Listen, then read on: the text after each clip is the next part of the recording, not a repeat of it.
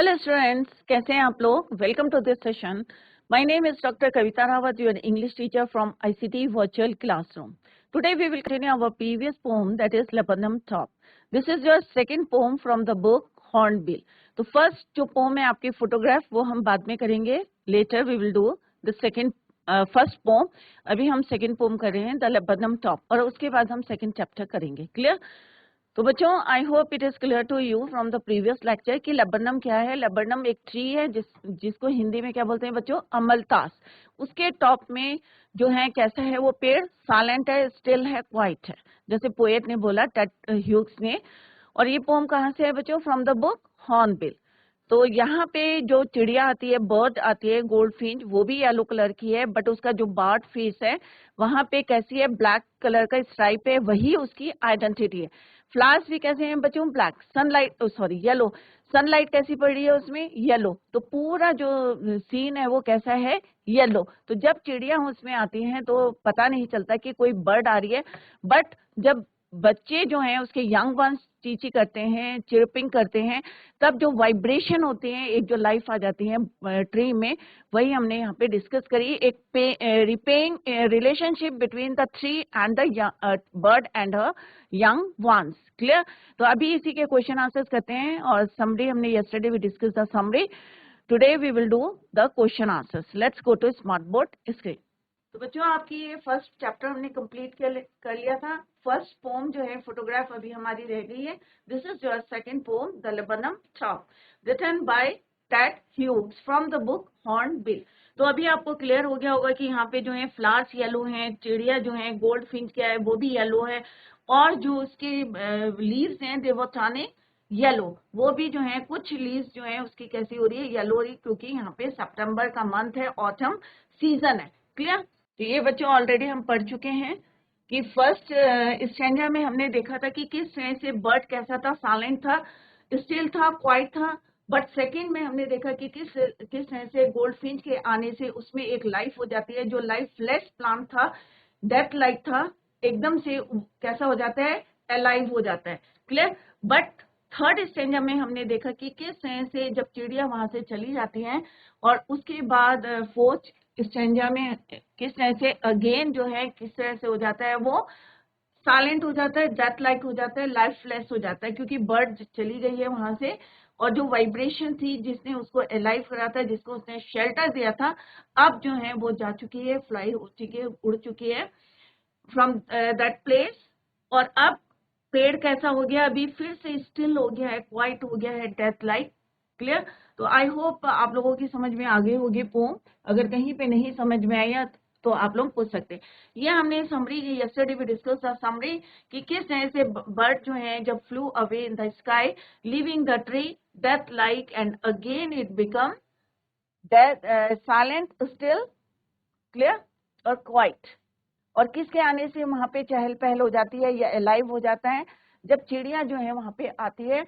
और यहाँ पे हमने देखा कि किस तरह से metaphor, simile, different poetic devices are use. तो हमने यस्टरडे भी discuss some poetic devices. Let's discuss. तो पहला हमने देखा था कि अलिटेशन था. अलिटेशन कहाँ था बच्चों? Repetition of consonant sound. कल मैंने आपको समझाया था कि कॉन्सोनेंट साउंड होता है, तो कॉन्सोनेंट आपको पता है 21 कॉन्सोनेंट होते हैं. कब होते हैं, कहाँ पे आपको पता चलेगा कि कॉन्सोनेंट है, ऑलिटेशन है? तो repetition of A consonant sound at the beginning of 2 और मोर कॉन्जिक्यूटिव वर्ड्स. तो कल हमने डिस्कस करा था यहाँ पे एस और एस क्या है? यहाँ पे कॉन्सोनेंट है. तो साउंड किसका आ रहा है? कॉन्सोनेंट साउंड आ रहा है. सितंबर, सनलाइट.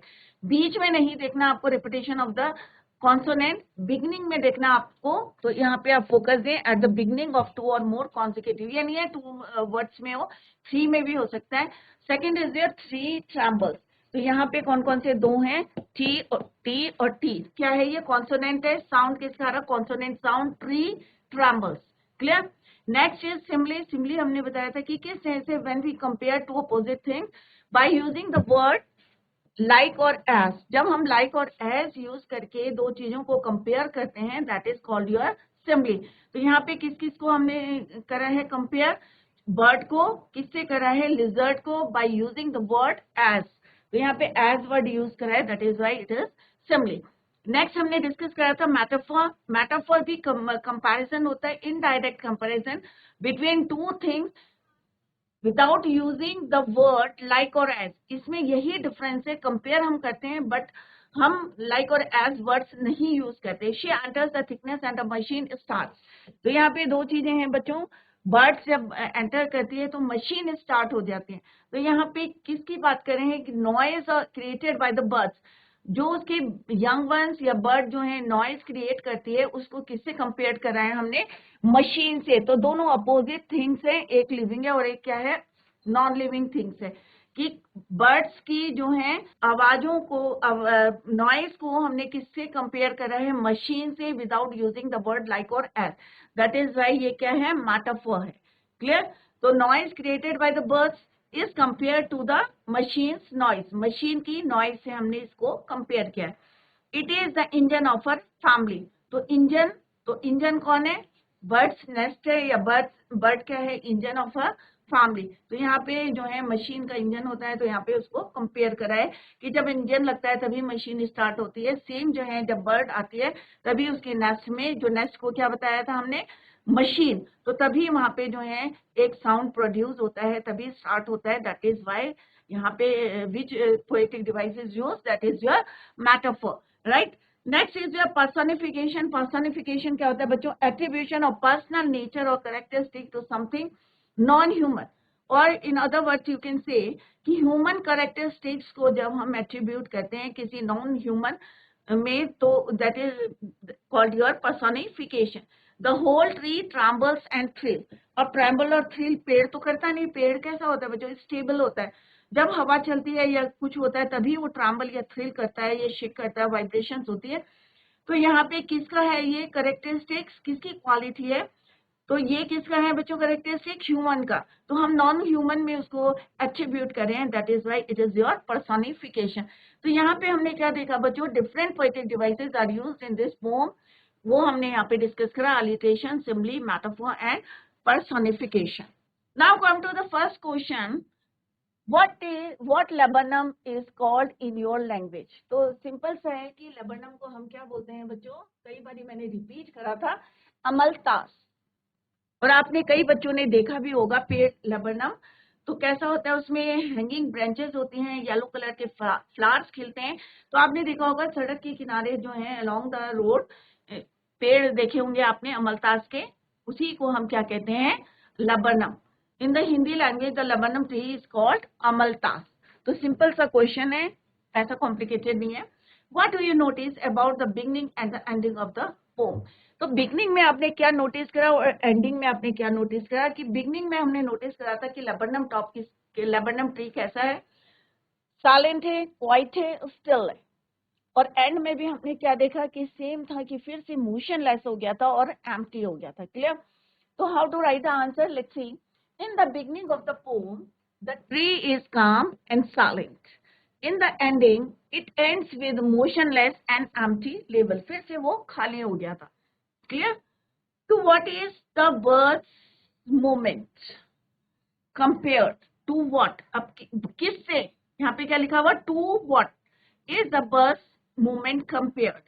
तो बर्ड के मूवमेंट को किससे कंपेयर कर रहा है, what is the basis for the comparison, क्या उसके बेसिस है कंपैरिजन के. तो सिंपल सा है, उसके मूवमेंट को किससे कंपेयर करा था बच्चों, इट इज वेरी सिंपल. पहले भी हमने देखा था कि थर्ड स्टैंडर्ड में हमने देखा था कि लिजर्ड, सेकंड में देखा था कि किस तरह से लिजर्ड की तरह वो अलर्ट होती है या किस तरह से प्रिकॉशंस करती है कि कोई उसे देख ना ले, क्योंकि अंदर क्या था, उसके थिकनेस ऑफ द ट्री के अंदर क्या था, उसका एक नेस्ट था जिसमें यंग वंस थे. द गोल्ड फिंच एपोस्ट्रोफिक एस क्यों लगा है, क्योंकि गोल्ड फिंच के मूवमेंट, तो का के की के लिए हम एपोस्ट्रोफिक एस यूज करते हैं. द गोल्ड फिंच मूवमेंट या बर्थ मूवमेंट, दोनों वर्ड यूज कर सकते हैं आप, या तो इधर आप लिख सकते हैं द बर्थ मूवमेंट, और आपको अगर बर्ड का नाम याद है तो goldfinch movement is compare to that of a lizard. The basis of the comparison is sleek, abrupt and alert movement. तो ये तीन वर्ड जो है हमने यूज करे थे. The same kinds of movements are observed when the goldfinch arrives on the laburnum tree. Clear? Why is the image of the engine evoked by the poet? अब क्यों यहाँ पे जो है यूज किए हैं? The engine is the source of energy to run machine. अब आपको पता है कि इंजन क्या होता है? Source of energy to run machine. अगर इंजन होगा तभी मशीन आपकी स्टार्ट होगी. तो it is the source of energy for to run machine. Similarly इसी को जो है it is compare to bird as she is to a source of energy for her family. उसी तरीके से जो चिड़िया है, बर्ड है, वो भी क्या है? Source of energy for her family, for her young once. Clear? As without engine a machine can't work in the same, without a bird her family can't survive. अगर बर्ड अपने यंग वंस को खाना नहीं खिलाएगी तो उसकी जो है कैसे सरवाइव करेंगे? तो without a bird her family can't survive. Similarly जिस तरह से इंजन जो है, engine can't work without, machine can't work without engine, उसी तरह से बर्ड जो है without a bird her family can't survive. What do you like most about the poem? I like the simplicity. Simple सा है, यहाँ पे क्या है? Simplicity है and pictorial presentation of the poem. The comparison between birds movement with machine and lizard. तो दो से compare करा machine से और lizard से. Made in nice way. Also chirping and trilling of goldfinch. आप लिख सकते हैं कि different sound words are used जो बहुत अच्छे लग रहे हैं क्योंकि nature से हम connect हो रहे हैं. क्लियर? तो किससे कनेक्ट हो रहे हैं? हम नेचर से कनेक्ट हो रहे हैं, नेचर की एक्टिविटी से कनेक्ट हो रहे हैं. That is why we like this poem most. What is the phrase her barred face? अभी कई बार एग्जाम में देते हैं कि एक जो है आपको फ्रेज देंगे. फ्रेज क्या होता है बच्चों? Group of words. तो यहाँ पे एक फ्रेज दिया है और आपसे मीनिंग पूछ सकते हैं एग्जाम में. The phrase means that the birds barred face. क्या है बार्ड फेस? उसका आइडेंटिटी है उसकी. क्लियर? और कवर्ड फेस बिकम्स हर आइडेंटिटी मास्क, रिकॉग्निशन. क्लियर? तो this is answer of this question. अब बच्चों दूसरे किस टाइप के क्वेश्चन आते हैं? फर्स्ट तो इस टाइप के क्वेश्चन आते हैं एग्जाम में, शॉर्ट आंसर टाइप जो है क्वेश्चन आते हैं. दूसरे आते हैं एक्सट्रैक्ट बेस्ड क्वेश्चन. तो टू टाइप्स के क्वेश्चन आते हैं पोम में. तो आप लोग पोम जो है अच्छी तरीके से एग्जाम में करके आए और कहीं पे अगर आपको कोई प्रॉब्लम आती है, कोई कुछ डाउट लगते हैं तो आप इमीडिएटली जो है हमसे पूछ सकते हैं क्योंकि इसमें जैसे मैंने बताया आपको सॉलिड नंबर मिल सकते हैं क्योंकि इट इज वेरी इजी. क्योंकि पोम होती है उसको समझना अगर ध्यान से देखेंगे आप या सुनेंगे तो अगर आपकी समझ में आ गया तो it is very easy for you to answer the question, चाहे वो 30-40 वर्ड्स के हो, चाहे एक्सट्रैक्ट बेस्ड क्वेश्चन हो. तो यहाँ पे क्या है? Read the extract. Second type के क्वेश्चंस आते हैं बच्चों. Read the extract given below and answer any two of the questions that follow. तो यहाँ पे इंटरनल चॉइस दी रहती है. कोई भी एक्सट्रैक्ट दिया रहते हैं, दो एक्सट्रैक्ट रहते हैं और इंटरनल चॉइस दी रहती है. इधर आपको फर्स्ट करो चाहे सेकंड करो और इंटरनल चॉइस. तो फर्स्ट एक्सट्रैक्ट क्या है बच्चों? The laburnum top is silent. तो इसको ध्यान से पढ़ेंगे तो सारे क्वेश्चन जो है विद इन द एक्सट्रैक्ट से ही होते हैं बट आपको समझना है. द लेबनम टॉप कैसे है? साइलेंट है, क्वाइट है, स्टिल है. In the afternoon yellow September sunlight. Sunlight भी येलो है और पेड़ कैसा है? साइलेंट है. ये हमने अभी अच्छी तरीके से रीड करा था चैप्टर. क्योंकि सितंबर का मंथ है, ऑटम सीजन है, फ्यू लीव्स जो हैं क्या हो रहे हैं? They were turning yellow. और जो सीड्स हैं क्या हो रखे हैं? Fallen to the ground. Now come to the first question. What does laburnum top mean here? अब यहाँ पे लेबनम टॉप का मतलब क्या है? यहाँ पे 4 ऑप्शंस हैं. अगर आपको आंसर देने हैं तो बच्चों माइक लेके तैयार रहें क्योंकि ये एमसीक्यू क्वेश्चंस है. यहाँ पे चॉइस दी है आपको और एक्सट्रैक्ट बेस्ड क्वेश्चंस है. क्लियर? तो यहाँ पे क्या है बच्चों? लेबनम टॉप का मतलब क्या है? फर्स्ट ऑप्शन दिया है it means a top part of any tree. It means the top part of the laburnum tree. It means the top part of a fictional tree. It does not mean anything. तो it is very simple. सारे बच्चों को इसका answer आता होगा क्योंकि इसके जो है टाइटल में ही लिखा हुआ laburnum top. It means top of the laburnum tree. तो its answer is it means the top part of the laburnum tree. Clear? What has happened to the tree? अब पेड़ में क्या हुआ था? The tree is being worshipped. क्या उसकी पूजा कर रहे थे? Worship. The tree has been cut down. क्या उसको काट दिया गया था? या थर्ड ऑप्शन क्या है बच्चों? The leaves of the tree have turned purple and are falling down. या फोर्थ ऑप्शन क्या है बच्चों? The leaves of the tree have turned yellow and its seeds falling down. तो सारे बच्चों को इसका भी आंसर आता होगा। तो बच्चों आंसर आता है आप लोगों को, तो आप लोग माइक ले सकते हैं। तो मैंने अभी डिस्कस करा था, यहाँ पे भी लिखा है कि लीव्स कैसी हो रही थी, येलो। तो पर्पल वाला ऑप्शन तो हो नहीं सकता। पूजा का कहीं यहाँ पे जिक्र नहीं है कि वर्शिप्ड है, कट डाउन भी नहीं है, तो it means it's very simple, it's answer is the leaves of the tree. क्योंकि यहाँ पे देखो clearly it is written in the extract कि सितंबर का मंथ था, पत्तियां कैसी हो रही थी, येलो, एंड सीड्स फॉलन। तो ऑप्शन कौन सा होगा? Obvious its answer is D. The leaves of the tree have turn yellow and its seeds क्या था? Falling down to the ground. Next question है, find a word from the extract which is the antonym. Antonym क्या होता है बच्चों? Opposite. किसका? Noisy का opposite क्या होगा? Harsh, quite, hush, silent. तो ऑब्वियस है, नॉइजी क्या होता है? शो। तो क्या होगा इसका आंसर? साइलेंट। क्लियर? तो यहाँ पे देखिए सिनोनिम पूछा है या एंटोनिम पूछा है। क्लियर? तो यहाँ पे क्या पूछा है? Antonym, opposite of noisy, that is your silent. Clear? Now come to the next extract, that is then sleek as a lizard। तो आप समझें क्योंकि हमने पूरा लाइन वाइज जो है एक्सप्लेनेशन किया है इसका। then sleek as a lizard, तो सिंपली है यहाँ पे and alert and abrupt। तो किससे कंपेयर करा? lizard से। she enters the thickness means dense part of the tree and a machine starts up। तो यहाँ पे मशीन को हमने पहले भी बताया था कि बर्ड के नेस्ट से कंपेयर किया है। ऑफ चिटरिंग्स, अब चिटरिंग्स किसकी हो रही है? ट्रिमर ऑफ विंग्स किसका हो रहा है? थ्रिलिंग कौन कर रहा है? Young ones of birds. The whole tree क्या कर रहा है? ट्रैम्बल कर रहा है या थ्रिल कर रहा है। Now let's see the question. First one is your, who is she in the second line. अब यहाँ पे शी किसके लिए यूज हुआ है? ऑब्वियस है, शी किसके लिए यूज हुआ है बच्चों? गोल्ड फिंच के लिए। Clear? She enters the thickness, कहाँ एंटर करती है? थिकनेस, जहाँ पे उसका नेस्ट है। फर्स्ट ऑप्शन क्या है? She is the baby goldfinch who enters the thickness of the laburnum tree. She is the squirrel, क्या वो एक स्क्वायरल है? Who enters the thickness of the laburnum tree. She is the lizard who enters the thickness of the laburnum tree. या lizard के लिए she word use हुआ है। Yes, she word is use. She is the mother goldfinch who enters the thickness of the laburnum tree. तो कौन सा answer सही है बच्चों? ऑब्वियस है D. She is the mother goldfinch who enters the thickness of the laburnum tree, क्योंकि उसका वहां पे क्या है? नेस्ट है। और किस लिए आई है वहां पे? बच्चों को फीड कराने। क्लियर? नेक्स्ट क्वेश्चन है, what does machine refer to the extract? It refers to the machine used to drill hole in the tree. क्या कोई मशीन है जो ड्रिल करने के लिए लाए हैं? It refers to the machine used to cut the tree, या यहाँ पे जो मशीन की बात कर रही है पेड़ को काटने के लिए। या it refers to the nest of the goldfish where is its young ones are staying. तो बच्चों मैंने आपको पहले भी बताया था कि मशीन वर्ड किसके लिए यूज हुआ है? For birds nest.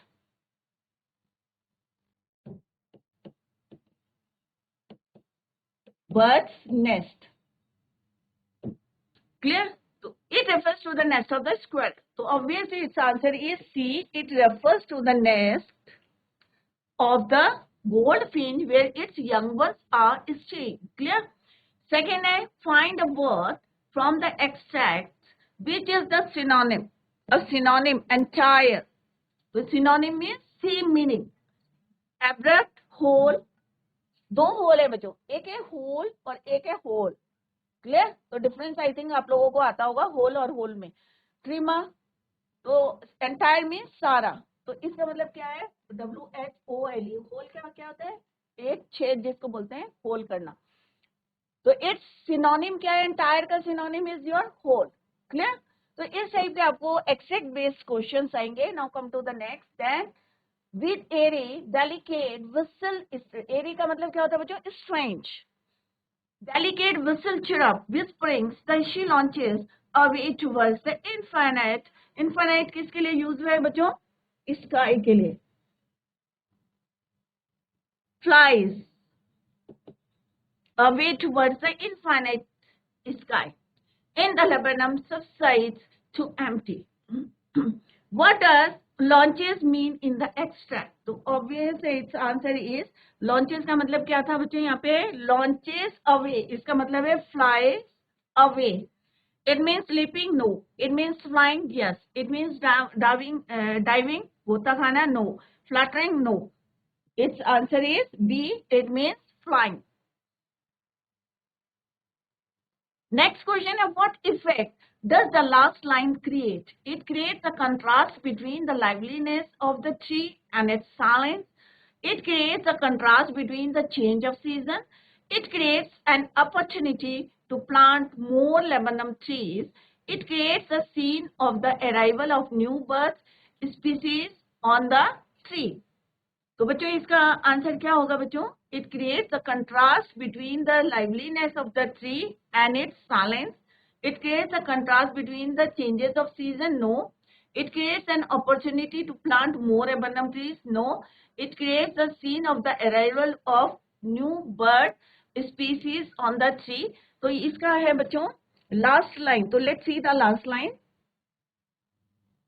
तो बच्चों लास्ट लाइन क्या है? And the laburnum subsides to empty. तो इसका मतलब क्या है बच्चों? It creates the contrast between the liveliness of the bird and its silence. Next question है dash from the extract mean the same as strange and mysterious. तो अभी मैंने जस्ट थोड़ी देर पहले मैंने आपको बताया था इसका मतलब होता है एयरी. क्लियर? तो अगर आपकी समझ में आ रहा, क्योंकि ये जितने भी क्वेश्चन थे हमने सारे जो है डिस्कस करे थे ऑलरेडी जब हम पोम को पढ़ रहे थे. नेक्स्ट है the laburnum top is silent quite still in the afternoon yellow September sunlight, a few leaves yellowing, all its seeds fell till the goldfinch comes with a twitching chirrup, a suddenness, a startlement at a branch end. The first question is what is the significance of the laburnum top here? तो क्या significance है? एक ये Indian tree with yellow flowers. The significance of the tree top here is that the goldfinch bird has built her nest in its branch. कि उसने क्या है एक ब्रांच में अपना क्या बनाया हुआ है? नेस्ट बनाया है. नॉट रीचेबल इजीली, क्योंकि टॉप में बनाया है और डेंस पार्ट में बनाया है कि इजीली कोई उसको नोटिस ना करे. क्लियर? तो नॉट रीचेबल इजीली क्योंकि हमने पढ़ा था कि कहाँ पे बनाया है? डेंस पार्ट में बनाया है जहां पे बहुत घना है उसकी branches. Clear? Not reachable easily to bring up ही हर चिक्स. तो ये क्या है बच्चों? Her chicks. ठीक है. और क्या लाती है अपने बच्चों के लिए? खाना लाती है, दाना लाती है to feed her young ones और her chicks. Clear? This season has been described in these lines. कौन सा सीजन को यहाँ पे डिस्क्राइब किया है? तो हमने कई बार डिस्कस करा है ऑटम सीजन, क्योंकि वहां की जो पत्तियां हैं दे वर टर्निंग येलो. जैसे हमने पढ़ा था यहाँ पे a few leaves yellowing, they were turning yellow. It means क्या है? ऑटम सीजन है. So it is perhaps the fall or the autumn season when the tree leaves turn yellow and the seeds fall on the ground. तो autumn season में आपने देखा होगा कि किस तरह से पत्तियां पीली पड़ जाती हैं या seeds उसके गिर जाते हैं. तो autumn season में होता है पतझड़. What commotion does the bird create? How? The arrival of the mother goldfinch is noted by her young ones. They start, क्योंकि जैसे ही gold फिन जो है एंटर करती हैं तो उसके यंग वंस क्या करते हैं? दे start chirping noisily out of Joy. The silence is broken suddenly. जो पेड़ जो ट्री लेबनम था जिस तरह से वो साइलेंट था, क्वाइट था, स्टिल था, एक चिड़िया के आने से किस तरह से उसके young ones they start chirping noisily out of joy और किस तरह से the silence is broken suddenly. Clear? तो इस टाइप के क्वेश्चंस बच्चों एग्जाम में आएंगे, तो अभी से आप प्रिपरेशन करें अपनी. Similarly one more extract is here. तो आई होप पूरी अच्छी तरीके से आपको पोएम लर्न हो गई होगी, क्योंकि हमने बहुत सारे क्वेश्चंस डिस्कस करे, हमने एक्सट्रैक्ट को डिस्कस करा है, हमने समरी डिस्कस करी है, और अभी भी अगर आपके समझ में नहीं आया है तो आप लोग पूछ सकते हैं. तो then sleek as a lizard, to what the goldfish movement compare. तो कई बार आपको जो है इस तरह के क्वेश्चंस अगर याद होंगे तो you can easily right 20-30 words के जो है क्वेश्चंस को easily you can write. The goldfish movement को कंपेयर करा था हमने lizard, smooth and alert. Why does the poet use the word engine? Engine word को क्यों यूज करा? तो अब डिफरेंट क्वेश्चंस हमने यहाँ पे डिस्कस करे हैं. Do you think it is hyperbole or exaggeration? Clear? The word engine in the extract denotes the sudden या accelerate करा है, denotes the sudden and monotonous noise put up by the young ones of the goldfinch in the nest. The poet has definitely used hyperbole in a beautiful way to compare the sudden eruption of chitterings in the tree to that of an engine starting up. Which two sounds dominate in this extract? Repeatedly कौन से use हुए? Chitterings and trillings. The sounds that strike our ears repeatedly कौन कौन से हैं? Are the chitterings and trilling. So आपने देखा होगा यहाँ पे कौन कौन से दो वर्ड्स यूज हुए हैं? चिटरिंग, क्योंकि हमें किसके अकॉर्डिंग लिखना है? आपको एक्सैक्ट के अकॉर्डिंग जो है आंसर देने, ये नहीं कि जितने साउंड वर्ड्स यूज हुए हैं वो आपको यहाँ पे लिखना है, वो वर्ड्स यूज करने हैं जो एक्सैक्ट में यूज हुए हैं. तो यहाँ पे कौन कौन से वर्ड्स हैं? Chittering, trillings. अब दो यहाँ पे टू पूछे हैं, अदरवाइज जो है ट्रिमर ऑफ विंग्स, जो उसकी विंग्स के बच्चों के जो विंग्स है उनसे जो आवाज आती है, trimmer of wings, vibration. Clear? She strokes it fully when flirts out a branch end. Strokes में ताना भर की जो लाती है अपनी बीक में, showing her barred face. तो barred आपको अभी क्लियर हो गया होगा, barred word why it is used here, कि पूरी जो है येलो कलर की है, बट उसका जो फेस है वो किससे कवर है? एक स्ट्राइप से, ब्लैक कलर की, और वही उसका क्या है? Identity mask. Then with airy, delicate whistle chirrup, whisperings, she launches away towards the infinite, and the laburnum subsides to empty. तो क्या है बच्चों यहाँ पे? Who does she refer to? तो अभी हमने थोड़ी देर भी पहले भी करा था कि she जो है किसको रेफर करा है? मदर बर्ड को. किस लिए यूज करा है? Mother bird. और किसके लिए लाई है खाना? फीड करने के लिए अपनी यंग वंस को. क्लियर? तो फर्स्ट क्वेश्चन है, who does she refer to? What does she stoke? तो यहाँ पे क्या है? She here refers to the small singing mother bird goldfinch. कौन है? Mother bird goldfinch. She stokes और sets in motion the noise created by her young ones in the nest.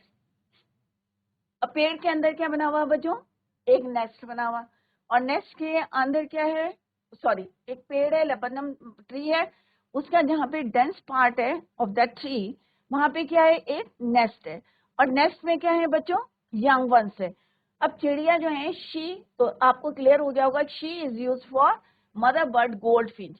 किस लिए आई है वो यहाँ पे? To feed her young ones in the nest. She stokes और sets in motion the noise created by her young ones in the nest. What is the identification mark of the birds?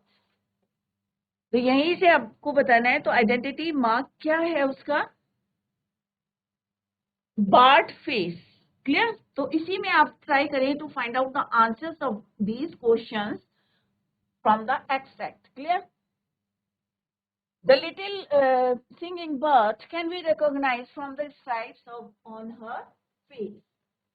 What do you notice about the beginning and the ending of the poem? ये हमने पहले भी करा था और अभी भी कर रहे हैं कि शुरू में भी हमने देखा था साइलेंट था, स्टिल था, क्वाइट था. लास्ट में भी हमने देखा कि जिस तरह से चिड़िया जो है when she flew away, फिर से जो है वो क्या हो जाता है? साइलेंट हो जाता है, एम्प्टी हो जाता है. Clear? So answer of this question is the poem starts or opens with silence and stillness. तो शुरू में भी सेम था. On the tree top, the poem closes with the emptiness or silence that returns after the bird has flown away. जैसे मैंने आपको example दिया था कि घर में अगर बच्चे होते हैं तो एक अलग सा जो है एनवायरमेंट रहता है, और बच्चे चले जाते हैं तो फिर से क्या हो जाता है? साइलेंट. क्लियर? तो सेम जो है यहाँ पे भी सेम है कि चिड़िया के आने से किस तरह से एक जो पेड़ था लाबनम डेथ लाइक था, साइलेंट था, और एक चिड़िया के आने से किस तरह से अलाइव हो गया था. तो यहाँ पे हमने क्या पढ़ा है? The repaying relationship between tree and bird. तो ये मैंने, अगर कहीं का क्वेश्चन आता है तो ट्री उसको क्या देता है? बर्ड को शेल्टर. एक दूसरे को बदले में क्या देते हैं, और बर्ड क्या देती है, चिड़िया ट्री को अलाइव करती है, एक्टिव करती है। क्लियर? तो यहाँ पे शेल्टर किसको दे रहा है, बर्ड को और उसके यंग वंस को। ये अलाइव किसको करी है, ट्री को करी है। उसके आने से जो मूवमेंट होते हैं उसमें और जो वाइब्रेशंस होती हैं, तो उससे जो ट्री था साइलेंट था, क्वाइट था, फिर से क्या हो जाता है, अलाइव। क्लियर? So, बच्चों, today we completed our poem Laburnum Top, written by Ted Hughes from the book Hornbill. तो I hope all of you understood the poem, क्योंकि हमने यहाँ पे पूरा लाइन वाइज एक्सप्लेनेशन किया था पोम का, समरी डिस्कस करी, क्वेश्चन हमने दोनों टाइप के क्वेश्चंस डिस्कस करे, जैसे एग्जाम में आते हैं शॉर्ट क्वेश्चंस आते हैं 30-40 वर्ड्स के, 20-30 वर्ड्स के, और एक आते हैं एक्सट्रैक्ट बेस्ड क्वेश्चंस। तो दोनों हमने यहाँ पे डिस्कस करें। फिर भी अगर कहीं पे आपको कोई डाउट है तो आप नेक्स्ट लेक्चर में उसको क्लियर कर सकते हैं। कल हम जो है नेक्स्ट पोम, जो हमारी फर्स्ट पोम छूट गई थी, उसको हम कंप्लीट स्टार्ट करेंगे। Tomorrow we will do the first poem, that is your photographs. तो बच्चों, that's all for today. Thank you so much, bye, take care, have a nice day.